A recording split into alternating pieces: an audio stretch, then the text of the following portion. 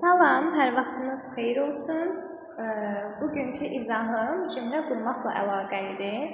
Kimlər ki, cümlə qurmaqda çətinlik çəkir, onlar üçün çox mükəmməl bir üsul var. Hansı ki, bundan istifadə eləmək cümlə qurmağı daha asan vəziyyətə gətirib çıxaracaq və bundan başqa da artıq bu üsuldan sonra kimlər ki, haqqında danışılanla məlumatı ayıra bilmir, onlar bunu asanlıqla ayıra biləcək inşallah. Gəlin başlayaq. Deməli, tutalım deyirəm ki, Yusifin xəyalı maraqlıdır. İlk öncə özünüzə sual verin ki, nə? Nə sualı verdikdə istər-istəməz ağlımıza gəlir ki, Yusifin xəyalından danışırıq. Və bir qoyub yazırıq Yusifin xəyalı. Bilirsiniz ki, canlılara aid olduqda, xəyal canlıya aiddir deyə ın şəkilçi canlıya qoşulub. Bu zaman apostrof s-dən istifadə edilir və yerlər dəyişmir. Yusifin xəyalı bitdimi? 2 qoyuruq. Haqqında danışdığımız bitdi. Məlumatımız isə maraqlı olması. Belə olduqda biz 1 ilə 2-ni birləşdirmək üçün burada dırdır yoxdur artıq. Yusifin xəyalı da maraqlı oldu. Dırdır bilirsiniz ki, cümlənin nöqtəsini qoyur ki, dır, yəni olmaq, oldurur. Belə bir vəziyyətdə bizim 3 dənə dırdır şəkilçilərimiz var. Am, is, are. Baxırıq ki, təkdədir, təkdə olanlardan izdən istifadə edirik. Bu ikisini birləşdirdiyimizdə olur is. Demək, cümlə belə oldu. Yusif's dream is interesting. Növbəti cümləni quraq. Növbəti cümləmiz olsun, Yusifin xəyalı maraqlı və fərqlidir.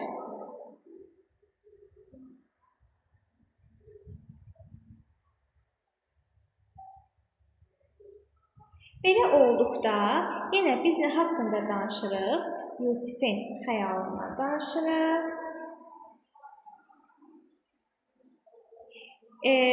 Artıq burada məlumat həm maraqlı, həm fərqli olmasıdır. İkisini birləşdirmək üçün də Yusifin xəyalı maraqlı və fərqli olmaq araya iz artırırıq. Yəni, haqqında danışdığımızla məlumatın arasına. Eynən siz də bu üsulla davam eləməlisiniz. İndi gəlin başqa cür cümlə quraq. Deyək ki, havanın temperaturu olduqca istidir.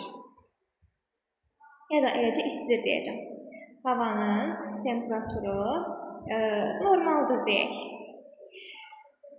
Yenə, nə haqqında danışırıq? Havanın temperaturu haqqında. Deməli, baxırıq ki, havanın temperaturu dedikdə, yaxşı gəlin Azərbaycan dilində yazın. Lap çətinlik çəkirsinizsə, Azərbaycan dilində yazın və bunu ingilis dilinə çevirin. Deməli, temperatur havaya aiddir. In şəkilçisi havaya qoşulub, bu zaman of-dan istifadə edirik. Of-dan istifadə etdikdə isə sözlərin yeri dəyişməlidir. Yəni, temperaturu aparıb havaya yönləndirməlisiniz. Müəyyən bir havanın müəyyən bir temperaturundan danışdığımıza görə mütləq və artiklından istifadə olunmalıdır. Və artiklı müəyyənlik ifadə edir. Çoxları bunu başa düşmür ki, bu nə üçündür? Və artiklı ona görədir ki, məsələn, bir var en artiklı, bunları mən 2 bacı deyirəm. Bunlar bir deməkdir. Məsəl üçün, bir qız gördüm, ağlıma bir fikir gəldi, mənə bir stakan ver, bu ayrı. Bir də var deyirəm ki, stakanı ver. Desəm ki, mənə bir stakan ver, siz gedib sıradan ələ-lalə bir stakan seçib gələrsiniz. Amma mən desəm ki, stəkanı ver, oradakı o nə işə yarayır? Yəni, müəyyən bir stakandan danışıram, bax, o z-dir. Mən deyəndə ki, mən qızı gördüm, deyərəm gördüm və gördüm. Həmin qızı gördüm. İndi biz müəyyən bir, hər zaman da artikel müəyyənlik bildirir, çox zaman istifadə olunur. Deməli, demək ki, mən hava və temperatur sözlərindən və artikela istifadə eləməliyəm. Yusifin xəyalında istifadə etmədik. Niyə? Çünki bu insandır, addır. İnsanlara z artikeli niyə qoşulsun ki, adlara? Çünki Yusif xüsusi isimdir. O zaten xüsusidir. Onu müəyyənləşdirməyə gərək yoxdur. Yusif xəyala yiyələnib. Artıq xəyalın yiyəsi var. Bu insandır. İnsan ali varlıqdır, hörmətli varlıqdır. O heç. Amma insan adı olmasın, qız, oğlan, uşaq, nə bilim, maşın, bunlar da. Mən qızı gördüm, qadını gördüm. Adı yoxdur ki, müəyyənləşdirmək üçün z qoşursan. Adı olsa yox, adı xüsusi isimdir.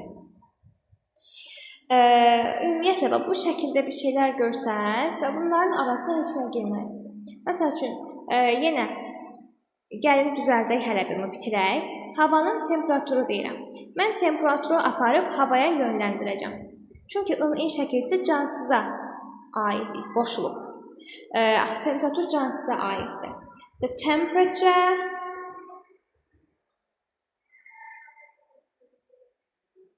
of the weather.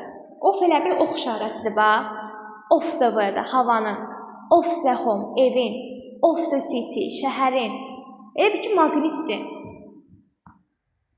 Bitdi mi burada? Havanın temperaturu. Aha. Bu cür olur, düzdürmü? The temperature of the weather. Normal nədir ingiliscəsində? Normal. Bitdi mi? Elə bu ikisini birləşdirmək üçün nə etmək lazımdır? Araya nə artırmaq lazımdır? Is. Havanın temperaturu normal olmağını ifadə etmək üçün dır. Biz də araya artırırıq ki, haqqında danışdığımızla məlumatı birləşdirsin. Is normal. Gəlin deyək ki, mənim anamın məsləhəti faydalıdır.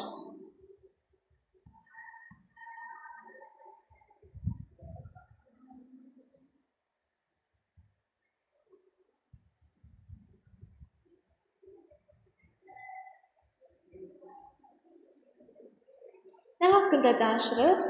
Mənim anamın məsləhətindən. Mənim anamın məsləhəti. Bitdi mi? Bitdi. Bir də məlumatımı yazıram. Faydalı. 1 qoyub, 2 qoyub bu şəkildə yazım. Mənim anamın məsləhəti və faydalı. Bəs olmağı nə ilə ifadə edəcəm? Araya iz artırmaqla. İz yazım. Yenə deyirəm. Sahib olan insanla onun sahib olduğu arasına heç nə girə bilməz. Nə artikel, nə n, z, heç nə girməz. İnsan və adicə məsəl üçün, mənim qələmim deyirəm də, my pen ola bilməz. Mənim həmin qələmim niyə deyirsiniz ki, da? Bu qələm artıq məlumdur, bunun artıq sahibi var. Siz niyə bunu belə, məsəl üçün, müəyyənləşdirməyə gərək duyursunuz ki? Mənim, sənin, bizim, sizin kimi yiyəlik əvəzliklərindən sonra, ümumiyyətlə, sahib olduqları əşya gələrsə, ümumiyyətlə, onların arasına heç nə girməz. Çünki artıq o müəyyənləşib, onun sahibi var. Sonra, baxın, mağaza sözünün əvvəlinə z qoşmadım. Niyə? Çünki artıq o mənim anamdır. Bilinir kimin anasından söhbət gedir. Lazım deyil. Məsləhətən də əvvəlinə z qoşmadım. Çünki artıq bu mənim anamdır. Bu da anamın məsləhətidir. Nə gərək var? Amma of olanda, oflu birləşmələrdə biz yönləndirmə eləyirik. Temperaturu götürüb havaya yönləndiririk. Çünki insan yoxdur burada. İkisi də əşyadır.